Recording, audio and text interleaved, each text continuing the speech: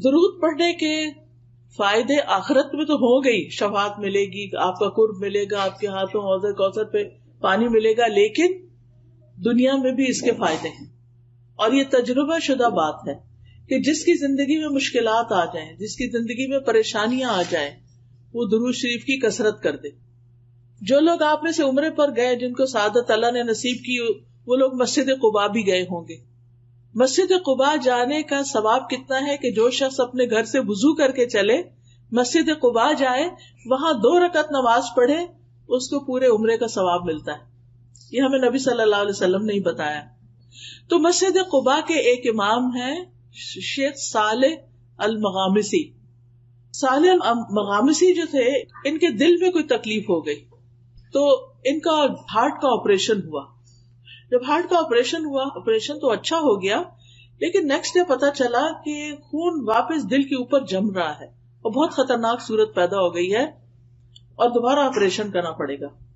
اب جب وہ ہوش میں تھے، وہ خوش تھے پہلے کہ میرا آپریشن کامیاب ہو گیا، لیکن انہوں نے دیکھا کہ 10 ڈاکٹر آ گئے اور وہ آپس میں ڈسکشن کر رہے ہیں، تو ان کو سمجھ آئی کہ یہ کوئی مسئلہ گڑبڑ ہے. بہرحال انہوں نے آ کے خبر سنائی کہ آپ کا آپریشن دوبارہ ہوگا. اب آپ سوچئے کہ ایک شخص ایک دفعہ سرجری سے گزرا ہے اور دوسری دفعہ اب اس کی سرجری ہونے لگی ہے. تو اب کیا ہوا کہ کہتے ہیں کہ شیخ یہ خبر سن کے بے ہوش ہو گئے اور کلمہ پڑھنے لگے، اشہد ان لا الہ الا اللہ اشہد ان محمد رسول اللہ. کہ انہیں یہ لگا کہ اب تو میں دوبارہ بچتا نہیں ہوں، میری تو جان جانے والی ہے. اور اس کے ساتھ ہی انہوں نے کہا کہ ٹھیک ہے، آپ آپریشن کرتے ہیں تو کر لیجئے. اب ہوا یہ کہ وہاں پر ایک نرس تھی، لبنانی نرس. اس نے دیکھا کہ شیخ بہت پریشان ہے. وہ شیخ سے بڑی متاثر تھی. وہ پتا چلا کہ مسجد قباء کے امام ہے، تو آپ سوچئے کہ اگر ہمیں بھی پتا چلے تو ہم ضرور زیارت ملاقات کے لیے جائیں کہ اتنی بڑی شخصیت آئی ہے. تو نرس کو جب پتا چلا کہ شیخ کا آپریشن دوبارہ ہو رہا ہے اور اتنی بڑی تکلیف دوبارہ اٹھانے لگے ہیں، تو چونکہ لبنانی بھی عرب ہوتے ہیں تو وہ شیخ سے کہنے لگی، یا صالح صلی علی النبی وربی یفرج. شیخ صالح تم درود کیوں نہیں پڑھتے؟ اللہ مشکل آسان کر دے گا. سبحان اللہ. شیخ نے اسی وقت شروع کر دیا، اللہم صلی علی محمد وعلی آل محمد، اللہم صلی علی محمد وعلی آل محمد، پڑھنا شروع کر دیا. شیخ اپنا یہ قصہ خود سناتے ہیں صحیح ہونے کے بعد، قسم اٹھا کے کہ کوئی چیز اندر تبدیل ہو گئی. یہ درود پڑھ رہے تھے اور کوئی چیز اندر تبدیل ہو گئی. ہر جو میرے آپریشن کے لیے سارا تیاری کر کے رکھی ہوئی تھی وہ دھری کی دھری رہ گئی. یعنی کہ اینڈ میں دوبارہ انہوں نے جب ہارٹ کو سکین کیا ہوگا یا جو بھی اللہ جانے کیا، جب انہوں نے الٹرا ساؤنڈ کی اسکرین دیکھی تو حیران ہو گئے کہ یہ تو سب کچھ ٹھیک ہو گیا ہے، سب تبدیل ہو گیا ہے اندر، تب ضرورت نہیں رہی. اور شیخ اس وقت پھر رونا شروع ہو گئے کہ یہ درود شریف کی برکت سے ہوا. تو آپ دیکھیے کہ یہ کسی عام انسان کا قصہ نہیں ہے. شیخ ہیں جو خود لوگوں کو ہر وقت تعلیم دیتے ہیں. ان کے اتنے بے شمار لیکچر ہیں. میں ہر ہفتے ان کے لیکچر، جب میں تدبر قرآن ویکینڈ پہ میری کلاس ہوتی ہے قرآن مجید کی تفسیر کی، تو میں ان کو ضرور سنتی ہوں. اور اب تو ویک ڈیز میں بھی ہو رہی، تو الحمدللہ اللہ نے موقع دیا. تو ماشاءاللہ یہ اتنی اچھی قرآن کی تفسیر کرتے ہیں، عربی میں ہوتی ہے آبویسلی، اتنی اچھی تفسیر کرتے ہیں کہ بالکل نئے طریقے سے چیزیں سمجھ میں آتی ہیں. اب ایک شخص جو اتنا بڑا عالم ہو، کسی معمولی شخص کو کوئی مسجد قباء کا امام نہیں لگایا جاتا. اس کا علم، اس کا تجربہ، اس کے کریڈینشلز کیسے ہوں گے. لیکن ہوتا یہ ہے کہ ہم سب انسان ہیں. کوئی کتنا بھی نیک ہو، کوئی کسی بھی درجے پہ پہنچا ہوا ہو، کوئی کسی بھی مقام پہ ہو، یاد نہیں رہتا. اور خاص طور پہ جب تکلیف پریشانی آتی ہے تو بھول جاتے ہیں کہ اس وقت ہم درود بھی پڑھ سکتے ہیں. تو اس وقت ہو سکتا ہے کہ ایک بالکل عام شخص جس کے پاس بہت نالج نہ ہو، لیکن اس نے ایک چیز پکڑی ہوئی ہو علم کی اور اس پر عمل کرنے والا ہو سکتا ہے وہ نرس خود بہت پڑھتی ہو. تو جو شخص خود کوئی چیز کرتا ہے، جب وہ کچھ کہتا ہے تو اس کے کہنے کا اثر بھی اور ہوتا ہے، اور پھر دوسرے پہ جو اثر ہوتا ہے اور دوسرا جب وہ کام کرتا ہے اس کو بھی فائدہ ہوتا ہے. کیونکہ نیک عمل کی برکتیں بہت ہوتی. وہ خاتون نے کا کہنا اور شیخ کا پڑھنا اور یہ سب چینج ہونا، اور انہوں نے واقعہ بیان کیا اور قسم کھا کے بتایا کہ یہ بالکل سچا واقعہ ہے.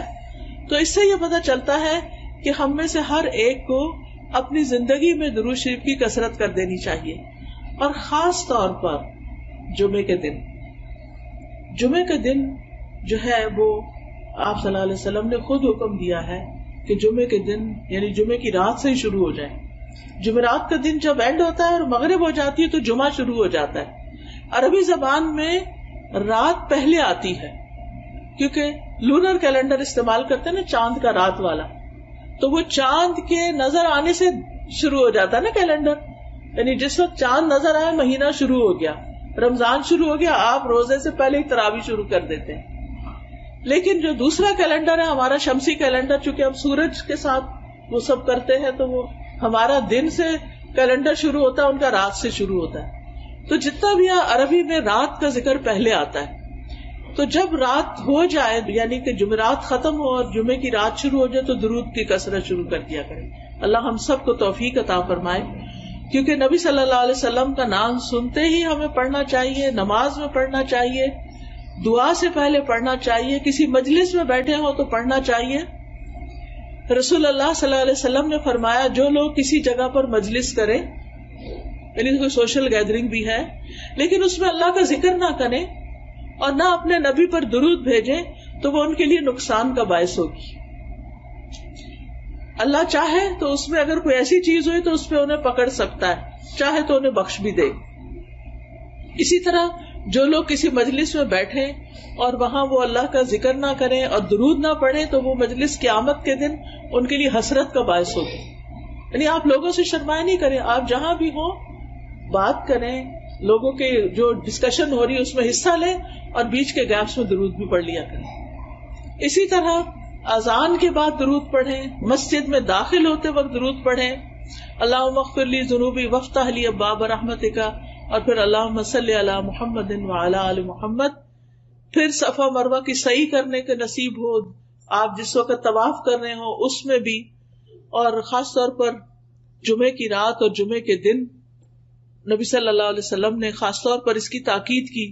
پھر جب نماز جنازہ ہوتا ہے تو اس کی دوسری تکبیر جب ہوتی ہے اس کے بعد بھی درود پڑھا جاتا ہے. قنوت نازلہ میں پھر نبی صلی اللہ علیہ وسلم کا نام لکھتے وقت صلی اللہ علیہ وسلم لکھنا چاہیے، اور ہر وقت چلتے پھرتے، کھانا پکاتے، اٹھتے بیٹھتے، لیٹتے، رات کو سوتے وقت آپ درود پڑھتے پڑھتے سو جائیں، رحمتیں آ رہی ہیں آپ کی اور آپ نیند کی آغوش میں چلے جائیں. کچھ لوگوں کو انسومنیا ہوتا ہے تو اس کا ایک بڑا اچھا یہ طریقہ ہے کہ آپ درود پڑھنا شروع کر دیں، تسبیح کرنا شروع کر دیں. اور اسی طرح ایک نسخہ کسی نے بتایا تھا کہ سورۃ کہف میں آتا ہے نا کہ جب وہ کہف میں جو لیٹے ہوئے تھے وہ سو گئے تھے، وَتَحْسَبُهُمْ أَيْقَاظًا وَهُمْ رُقُودٌ، یہ اگر آپ پڑھنا شروع کریں تو نیند آ جاتی ہے. یعنی کچھ لوگوں کو نیند نہ آنے کا پرابلم ہوتا ہے نا، ویسے نیند آ رہی ہے جو ہی لیٹیں گے نیند غائب. تو درود شریف لمبے سے لمبا بھی آپ پڑھ سکتے ہیں جس کو درود ابراہیمی کہتے ہیں، اور چھوٹے سے چھوٹا بھی پڑھ سکتے ہیں، صلی اللہ علیہ وسلم، اللہم صلی علی محمد، اللہم صلی علی محمد وعلی آل محمد، اللہم صلی علی محمد النبی الامی وعلی آل محمد.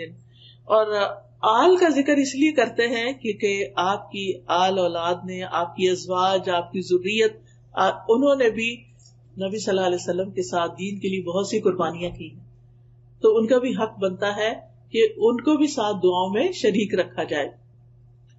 اور پھر آپ دیکھیے کہ نبی صلی اللہ علیہ وسلم پر سلام بھی بھیجنا چاہیے، اور یہ ہم خاص طور پر جب التحیات پڑھتے ہیں تو اس میں سلام آتا ہے، السلام علیکہ ایھا النبی ورحمۃ اللہ وبرکاتہ، السلام علینا وعلی عباد اللہ الصالحین. اور جب ہم اللہم صلی وسلم کہتے ہیں نا، سلم، تو یہ سلام ہوتا ہے. تو یہ والا درود جب آپ پڑھتے ہیں نا، اللہم صلی وسلم وبارک علی نبینا محمد، تو یہ بہت جامع سے الفاظ ہیں اور اس میں درود اور سلام سبھی کچھ آ جاتا ہے. فرشتے ہمارا سلام بھی نبی صلی اللہ علیہ وسلم کو پہنچا دیتے ہیں. تو بہرحال کرنے کا کام یہ ہے کہ ہمیں نبی صلی اللہ علیہ وسلم پر کثرت سے درود و سلام پڑھنا چاہیے، خصوصاً جمعے کے دن، اور پھر دعائیں مانگنے سے پہلے، اور پھر غم، دکھ، ڈپریشن، پریشانی، ان چیزوں سے بچنے کے لیے، بچوں کی ہدایت اور اصلاح کے لیے، اور اللہ تعالیٰ کی فوری رحمت حاصل کرنے کے لیے آذان سننے کے بعد. اور پھر یہ ہے کہ جو درود آپ نے خود پڑھا اور ہمیں سکھایا اس کو پریفرنس دیں، اس کو فضیلت دیں.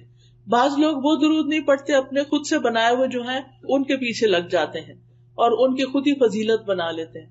تو ہم پر کوئی وحی تو نہیں آتی نا کہ ہمیں پتہ چلے کہ کیا زیادہ بہتر ہے.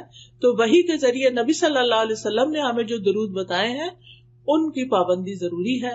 اللہ سبحانہ وتعالی ہمیں توفیق عطا فرمائے. سبحانک اللہم و بحمدک، اشہد ان لا الہ الا انت، استغفرک و اتوب الیک. السلام علیکم و رحمۃ اللہ وبرکاتہ.